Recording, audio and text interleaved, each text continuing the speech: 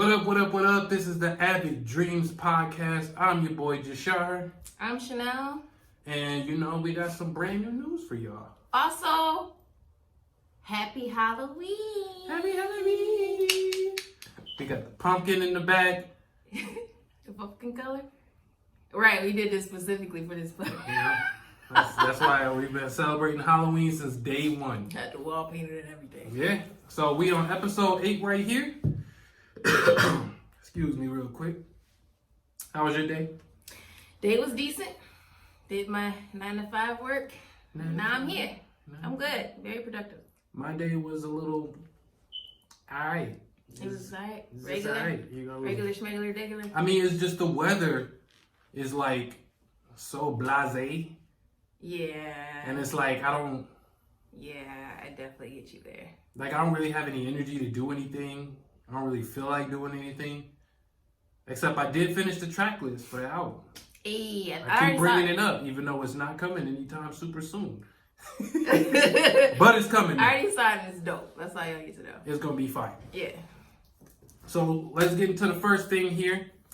First thing, this popped up in the news probably a few days ago from Saweetie, Quavo's boo. She came out and says that if a guy doesn't get you a Birkin bag, then throw him back to the streets. A Birkin bag, for you guys who don't know, are bags that cost around the price line of $30,000 to $100,000. Yep, depending on the fabric being used. Per bag. Basically, because every model looks the same. Yes. From what I've seen. I don't know, I'm a basic chick, so. Per bag. Regular. That's not for like a couple bags, that's per bag. Yeah, it's per bag. How you feel about this? Alright, so here's the thing. Lay it on the table. Here's the thing. We regular. Okay? As a regular person, unless you are around that all the time, or, you're used to dating men who are in a higher tax bracket that's considered, I would say, top 2%. Top 2. I would understand really, yeah. a little bit more. Like, if I was dating Quavo, I'd say the same thing. But since we regular, schmegular, degular people, I don't feel like this applies. Because I'm not about to be like, oh, my man can't give me a Birkin, I ain't gonna date him no more. Right. Because that's just that's just setting untouchable expectations. Yeah.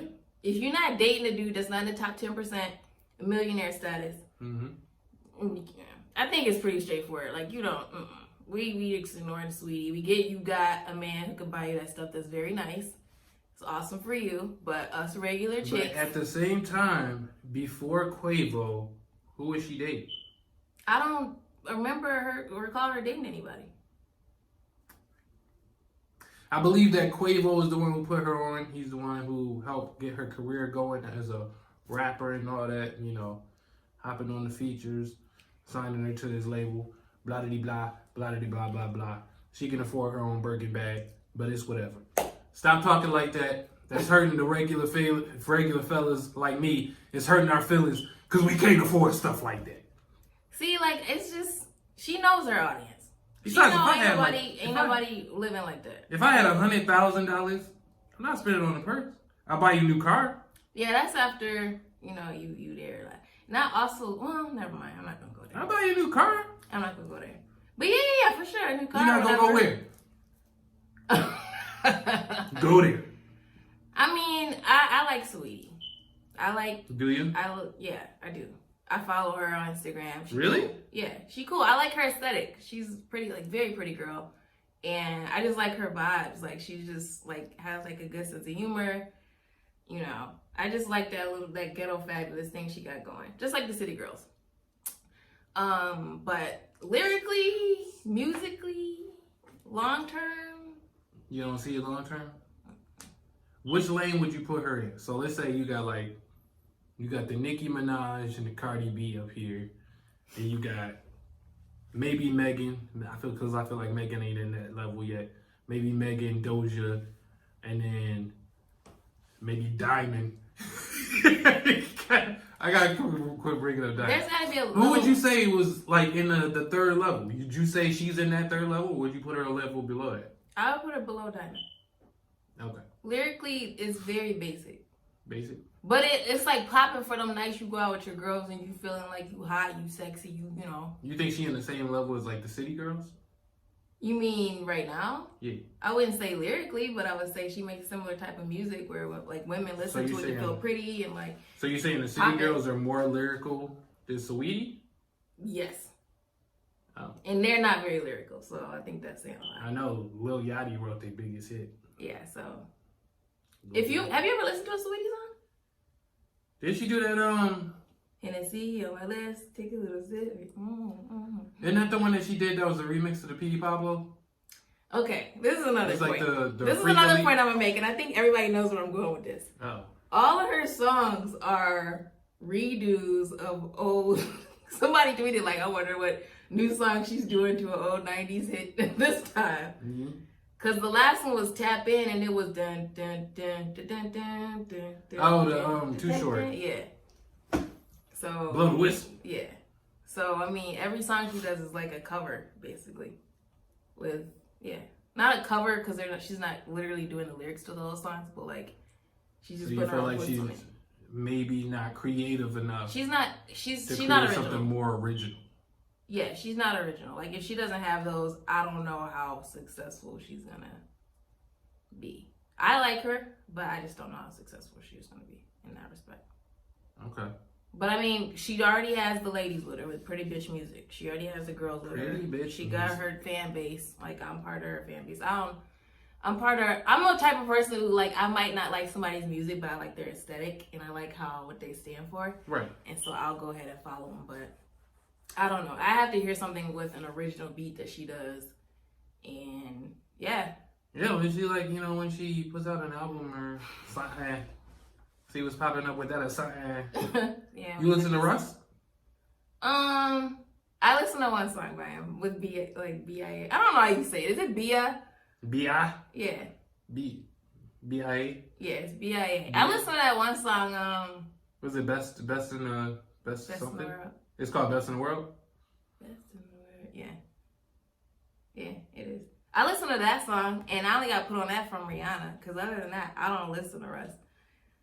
Okay, well, Russ just came out and said that the only rapper that he can do what he does is Drake. No. So apparently this fired up a ton of people when he said this. Obviously. He couldn't like, I don't know, there was like, I feel like there's other rappers that you could mention who does around the same type of thing that he does. But he decided to go for Drake. So, okay. So his whole thing is apparently he said, okay, so there's one rapper who can fuck with me and it's Drake. That's it. No rapper can give you Losing Control, MVP, and Best on Earth except Drake. Best on Earth, I like the song. Would Drake write the beat better? Personally, I believe yes. It's a dope song. Drake would have killed that way better. Yeah, he has some like cool lines in there, like cool bars in there or whatever, but I mean, I just can't see him putting out a Best on Earth, personally. But that's besides what he's talking about. He went on to say that he has an advantage over Drake, which is basically that he produces his own stuff. Produces his own stuff, mixes and masters his own stuff, records his own stuff. Yeah. So he's saying that's the level that he has over Drake. That's actually something that I had to learn as an artist because I used to produce all of my own music. But doing all the jobs yourself spreads yourself thin. And I think that's why people think a lot of his music is lukewarm. I think, personally, that he needs to find himself a recorder, find himself somebody who can mix and master, and find himself a producer, and then work on his bars a little bit harder. Is that kind of like direction you're going? Because, you know, you produce, I remember you mixing and mastering sometimes, and then obviously you write as well. Right. So is that something you kind of trying to divide and conquer? Because as growing up, me personally, I know you need help in order to become great. Like, you can't do everything yourself. Right. Period. And and I'm not trying to discredit him at all, because he's actually in a place where he did everything independently. He recorded all that stuff and he went platinum by himself with no features. Right. Which is dope. But I feel like he's not getting the flowers he wants because people aren't really shouting out his music like that. Yes. And that's because the rest of us think his music sounds watered down. Literally with you saying that, He was nominated for a BET Hip Hop Award. Hey. For Congrats. Best on Earth. Best on Earth. He said best in a row. Best on Earth. Apologies. He was nominated for a BET Award. Didn't win. Damn. But he was nominated. But like I said, I only know about the song because of Rihanna, and that's the only one I've even heard people talk about. Without me talking to you, I would have never known who Russ was. Wow. Unless I heard like some people talking whatever about him on Twitter, and then I would still be like, "Who's that?" and probably not look him up from there. Yeah, he's kind of like one of those people who wind up getting big that you just don't really know about, like a bunch of YouTubers. Yeah. Like there's a bunch of YouTubers who are like millionaires Yeah. that you've never heard of. Yeah. And I think he's just fallen into that space. But I think it's because he's been controversial and talking smack about this and talking smack about that. And then comparing himself to Drake. Comparing himself to Drake, which is why he's actually in the news right now. Yeah. So I mean. So yeah, that would be my advice. He probably Just- not gonna take it because he's made millions. I haven't made millions, For one line, I'm gonna bring up. but I make better music than him. Then Russ. Hey man, you heard it first. This dude. You gotta be confident about your work. Like I love your music. You gotta be confident about your work on top of that. Obviously, like he is. But also one line I want to bring up was, additionally they said that many people are still arguing about Drake's legendary status. Whoa! Yeah, no, you already know this about as being one of the greatest. Oh yeah. Basically saying he's not lyrically comparable to artists like Kendrick Lamar and J. Cole. What do you have to say about that? Because I want to hear your opinion. My opinion is that he very much is. There was this big thing that came out around, I want to say it was like 2016. I don't know, it might have been 2015, where he had the beef with Meek Mill because he was caught with somebody helping him with his bars or whatever. The ghostwriting thing? The ghostwriting thing. What was my man's name? Quentin love. Miller. Yeah, he ain't getting no love no more. Quentin Miller. After that blew over. After that came out, he was just kind of blacklisted after that. Yeah. But now there's like a lot of people saying that, since he had that, he doesn't write his bars and blah, blah, blah. He can't be considered as one of the best. However, he was known before that as an artist who used to write for other people. He's wrote big songs for Alicia Keys, big songs for Jamie Foxx, big songs for, I can't think of everything right now, even though I'm You already named a couple of people. Just to name a couple. But he's already been known as writing for these people. We already know he can write for himself. Mm-hmm. He's already a beast. Mm-hmm. Just because he got caught lacking and somebody caught him filling in a couple bars, which, by the way, if you listen to the reference track next to his, sounds completely different in my opinion, but that's what it is. However, based on his hit status, the amount of hits that he's had, the amount of songs that have been number one, the amount of songs that have been on the Billboard playlist for 10 years straight, I'll have you. He is a legend, maybe beyond a J. Cole or a Kendrick. Yeah, I definitely feel like Drake's one of the most versatile artists, and I will put Nicki Minaj under that umbrella as well.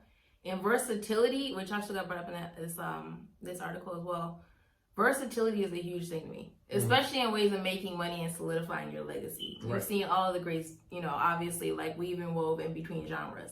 That's how you get your money. That's how you become a household name. You get that big money too. Exactly. That big pop money. Yeah, and then that's how you also with us talking about awards, you got more categories you can be featured in as well. As you could be eating up. Right, you could be eating up. So I mean, hey, I understand people have been kind of arguing back and forth about Drake's legacy status, but at the end of the day, everybody in the rap business and the rap industry will agree that he needs to be in that conversation. Right. Period.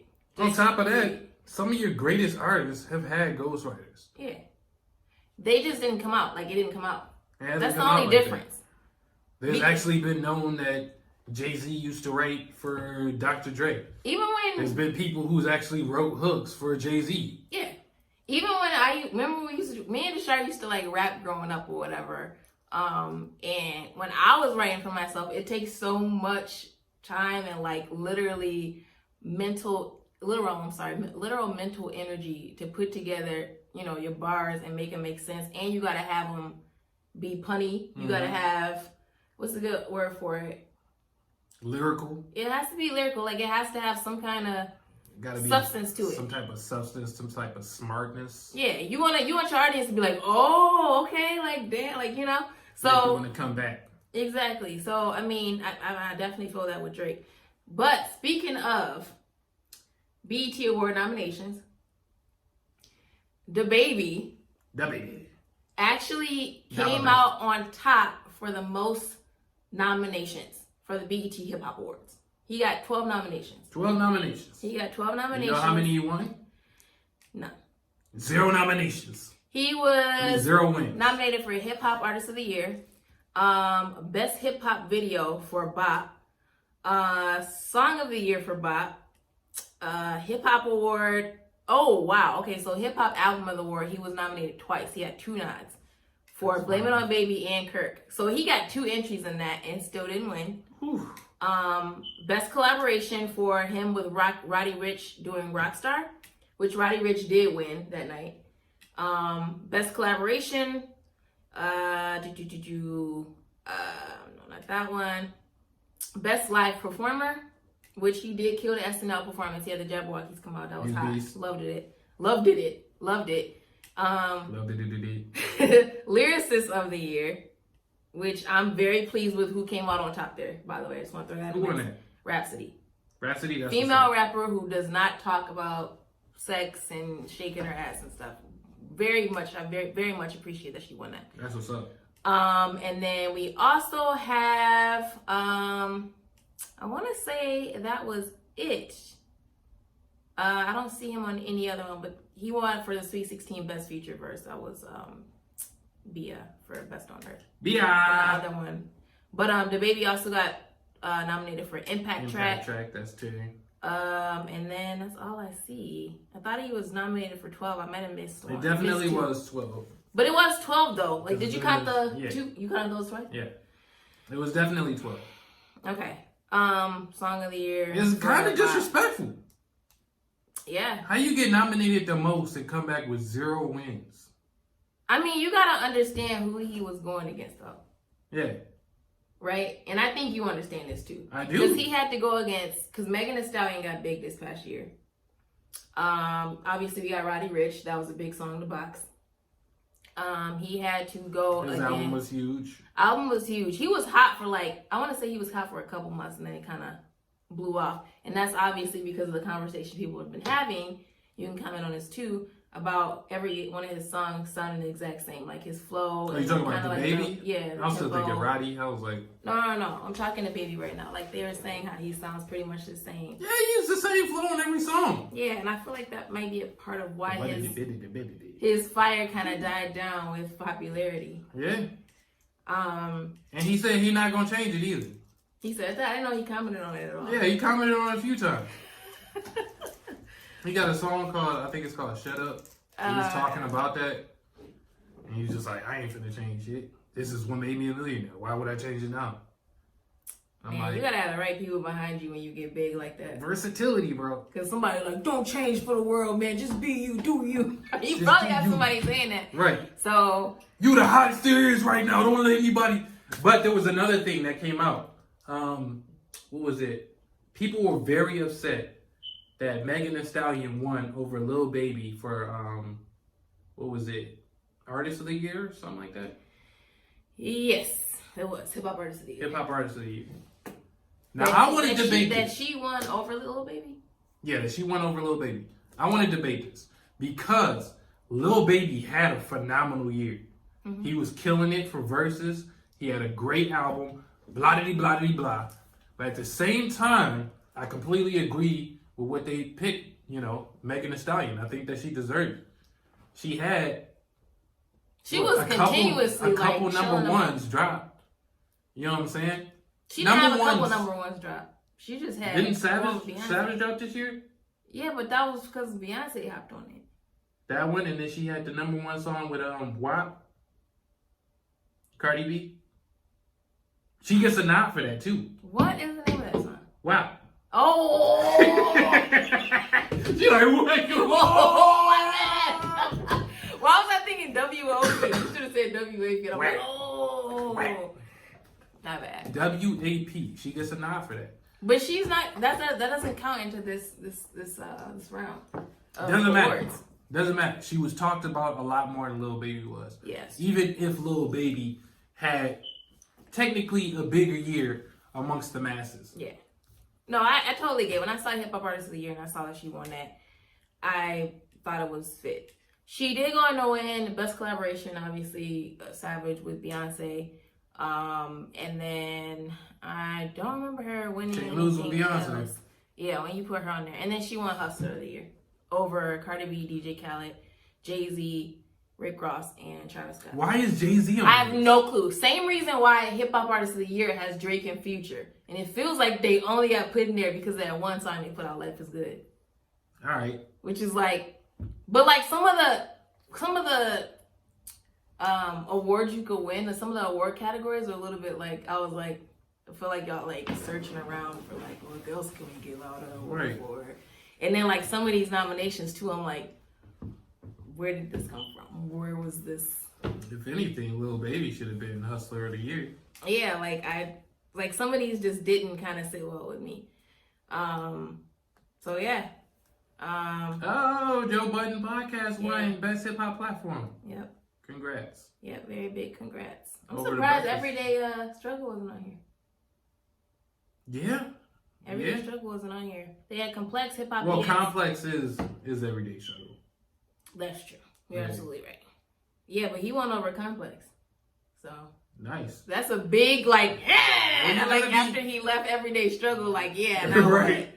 Well, see, like he's been the most consistent since this pandemic happened. Everybody else's numbers dropped off. Yeah.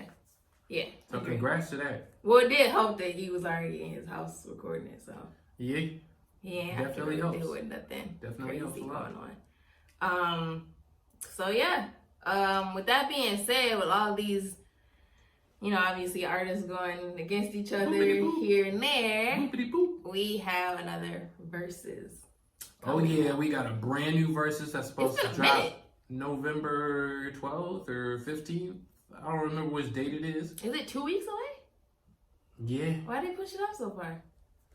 Because technically it's called Season 2. I didn't know they was doing all that. Yeah, every time I hear more about the, verses, every time they always continuously, and I think it's because they got Apple, because they was like, we gonna do seasons. and then they were like, we gonna do it at the Tyler Perry's date. And they're like, oh, okay, well, we gonna do, like, it's always continuous. I mean, it's like they snowball got you. effect. They got you. I mean, I appreciate it. It's just funny. Because it started out to be like it's gotten huge. A pandemic entertainment type thing for artists to kind of. But it's like once you're out of the pandemic, it could become like even bigger. Oh, 100%. So yeah. They got T.I. going against Jeezy this time. Yes. What do you feel about it? How do you feel about that? How do you feel about that? To be honest with you, I'm gonna take T.I. I am too. You gonna take T.I. too? We agree. How we gonna debate? So there was a lot of people saying let's say this though. It's a very good matchup. Oh yeah. Very good matchup. Because T.I. originally declined an invite from Busta Rhymes. Busta Rhymes. He said that you're my senior. It wouldn't be fair. Which makes sense. Right. It makes sense. But both of them have they both down from the dirty South. Well, yeah. Atlanta. I was gonna say that both of them have a great discography. Because we got our Thug Motivation albums. Ooh. Classics. I know. And then for T.I., I'm trying to remember the name of his. He got the. Y'all know my memory goes like he got terrible. T.I. versus T.I.P. He got Urban Legend. Urban Legend. Paper Trail did good. Paper Trail was King huge.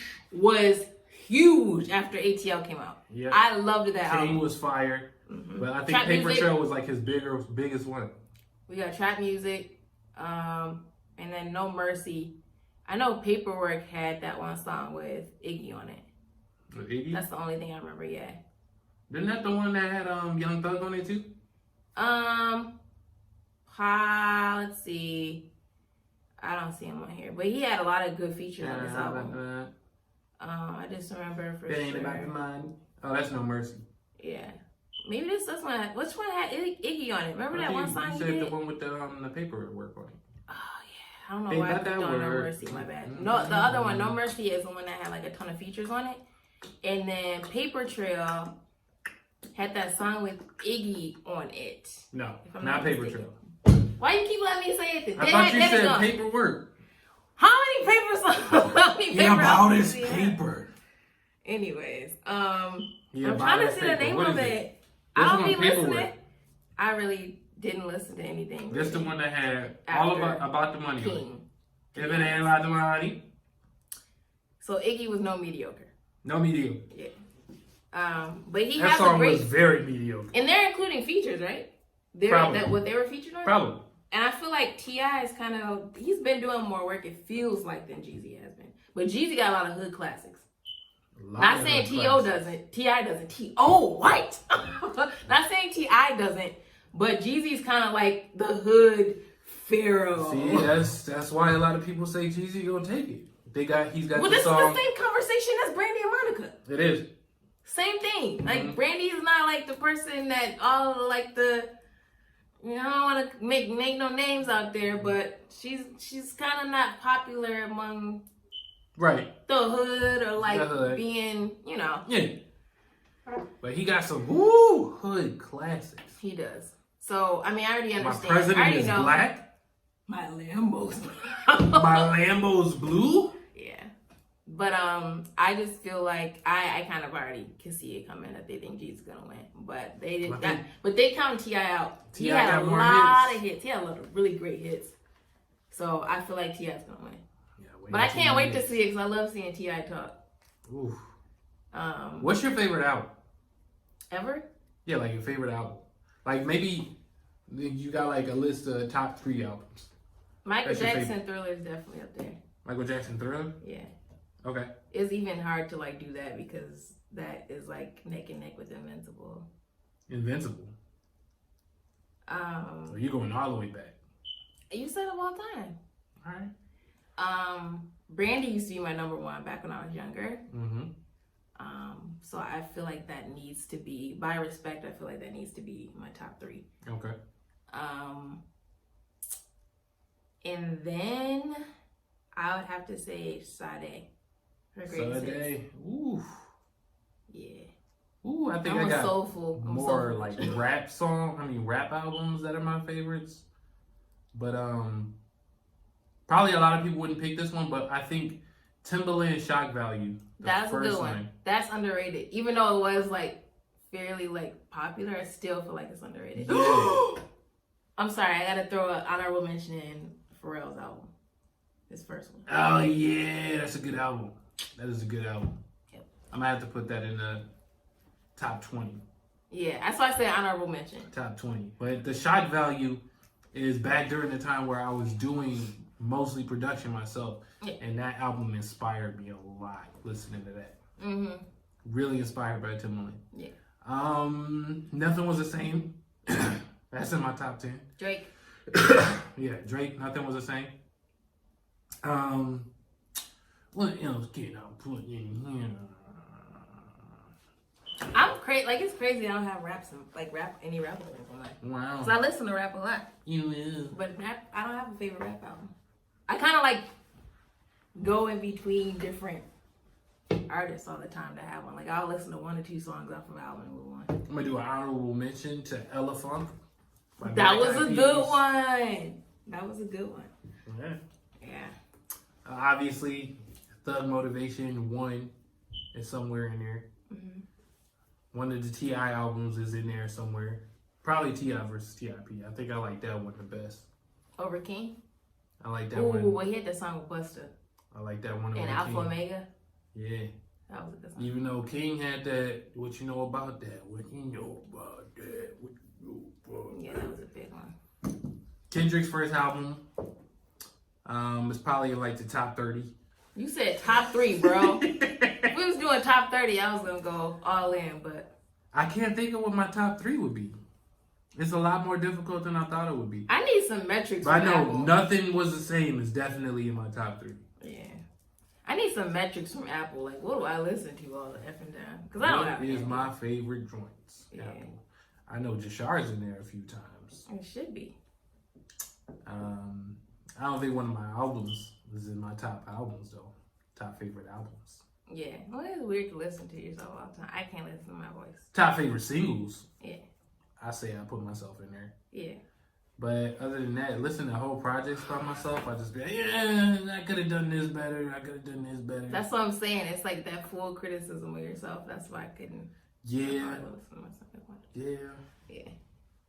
But yeah, I don't. I'm gonna have to come back with that. Yeah.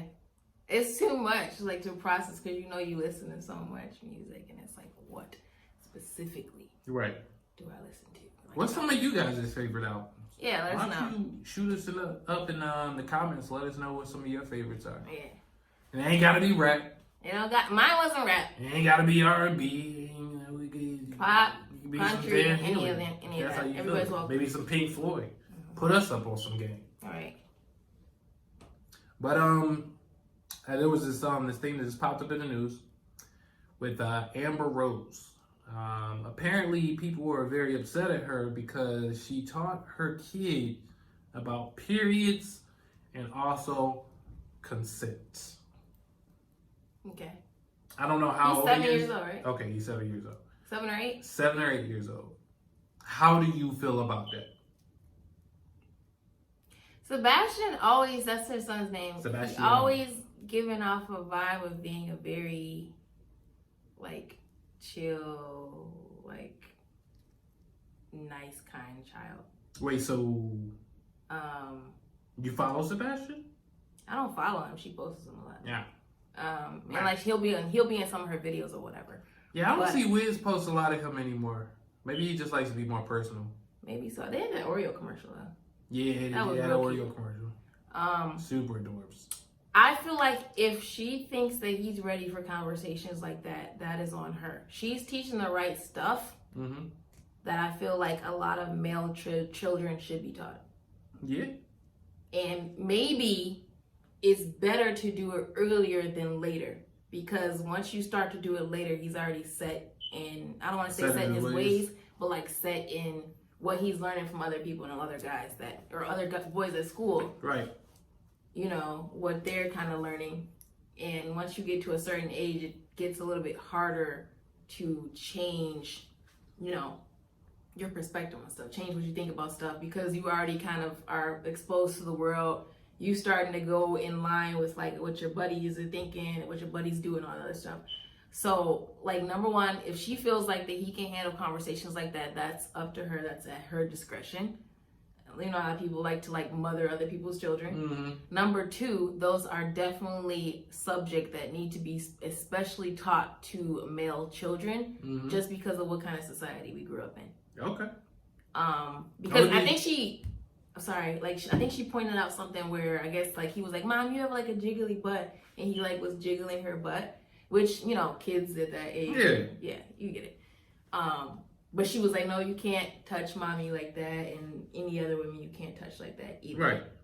So like she's kind of it's very very important to do it early, and I don't think that's the standard because even with me growing up. Our mom got me like reading books and doing all of this I would say mental gymnastics before I even got into school, elementary school. And once I was in elementary school, I was already beyond the curriculum that kids my age ran. And that's when I got double promoted in first grade to second grade because I was above the curriculum. But that was because my mom started on me so early. Instead of leaving it to the teachers and the system to do it. So I feel like if she thinks if he's ready for it, I think it's at her discretion, but she's teaching the right stuff. Yeah. Patriarchal society. I don't feel like there's any problem with what she's doing at all because basically the line of work that she's in right now, where she's doing like the slut walks and all that, these are little things that are gonna pop up as soon as 7 years old. Yeah. You know what I'm saying? Like, if she's around, like, other people, I know she's got, like, an OnlyFans now and stuff. If she's around other girls and stuff, you need to teach him about consent and stuff because he's just some little boy walking around here and there. So I don't think that it was too early for him to learn that type of stuff at all. I don't think that's a problem at all. And I feel like there's more women out here that should be teaching their little men how to take care of women. You know what I'm saying? Like, if you gotta run out to the store, go pick up some pads or whatever for your girl or whatever. Yeah, because he knows about periods and stuff now. You know what I'm saying? Like, ain't no problem with that. Yeah. Everybody needs some help. Because I run into many guys who have, like, are grown men who still feel weird about periods. Honestly. Like, I remember when I was, like, 20 years old or around then, and some guy would not touch me because he found out I was on my period. Wow. Like, he would not touch me. Like, even like this. Wow. And I was, like, blown away. Obviously, that was, Wow. But the fact that guys are so uneducated, and I'm not speaking towards you because JASHAR grew up in a house full of women. Whether he got told or not, he kind of understands women, what they grew up with. Mm-hmm. Because you saw me grow up, basically, and have to become a woman and everything. But, yeah, like, a lot of guys are not taught stuff like that, and a lot of guys still don't know a lot about the female body, and it's sad. Yes. And honestly, okay, I'm about to come all the way out. Honestly, I am very upset that people are upset with her for teaching him that early. Because he's right before his preteen stage, which is when the hormones start raging and he's going through puberty and all that stuff. And the way he views women and all that other stuff is going to start changing, and she's doing it before then. Mm-hmm. And I think that's amazing. A lot of parents out there do not even teach this type of information. The whole finger out. A lot of parents don't even teach men this or teach their sons this. And I think I would say it's mostly up to the mothers, because men now really, obviously your husbands and stuff. I'm not about to tell your son like, oh yeah, unless he's a rare man. But I feel like, yeah, even with mothers, like, I don't understand why there's this whole bashing against this. Especially when we have Trump right now, grabbing by the pussy and all that other stuff. Grab him by the pussy. So with all of this stuff we see popping up all the time, rap music, talking about women. I know I listen to rap music, okay? You don't got to come for me. I listen to rap music too. Mm-hmm. But what I'm saying is, with all of the, everything in the society where it's basically degrading women, and her doing this, y'all, like, it's not making sense. Like, figure out what you want to stand for and stay consistent with your views. Because it makes no sense why she should be getting bashed for this. It makes me mad because people are just so fickle and very select about what they want to, like, will and won't stand for, even though they have this whole platform of beliefs. And, like, one thing will be, like, in line with the rest of the beliefs, but I don't want to because, like, it just doesn't make sense to me, and it infuriates me because there's no consistency in people's views these days, and it's annoying. Go off, Chanel. It really is. Like, make your mind become, like, have an adult opinion, like an adult opinion. And when I say have an adult opinion, be clear, concise, and consistent. Like, nobody does that these days. It pisses me off. All right. That's all I have to say about it. I feel you. Go ahead. Go off. Go off. Do you? Yeah. So, and she's already dated Kanye, and we already know about him. And she basically was saying he's been bullying her for the past 10 years, saying he needs 30 showers after. You dated her, my dude. She was a stripper. Right. And he still got stuff to say about it. So I know she sees it firsthand. She's trying to make sure. Topic. It is. I'm not going to go down that rabbit hole, but knowing that she dated him and she's basically seeing how he is, and she was making comparisons between him and Trump, why he, probably connects and likes him or whatever, because they're similar. She's already been through that. So I'm sure she's very much trying to make sure her son doesn't come out the same way. That's all I got to say about that. And that's the end of my TED Talk. Go ahead, Nels. I feel you.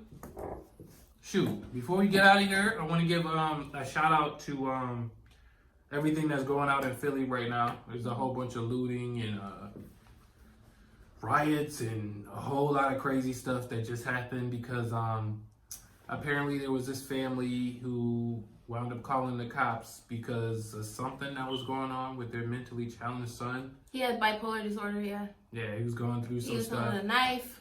Cops showed up. He was holding a knife. Probably not the best idea. They didn't have tasers. They didn't have tasers. But they shot him 10 times. I did not read that. They shot him 10 times. So basically, they called the cops for help. They called showed the up. ambulance for help, and then They showed police up. showed up. Shot him 10 times in front of his mother. So honestly, I understand about all the looting and the rioting and all that, blah blah blah. Do whatever you gotta do. Just everybody be careful, because we've had a lot of looting and a lot of riots this year. We've had a lot of killings. For a lot of injustices. Yeah. And to be honest with you, I'm behind it. Yeah.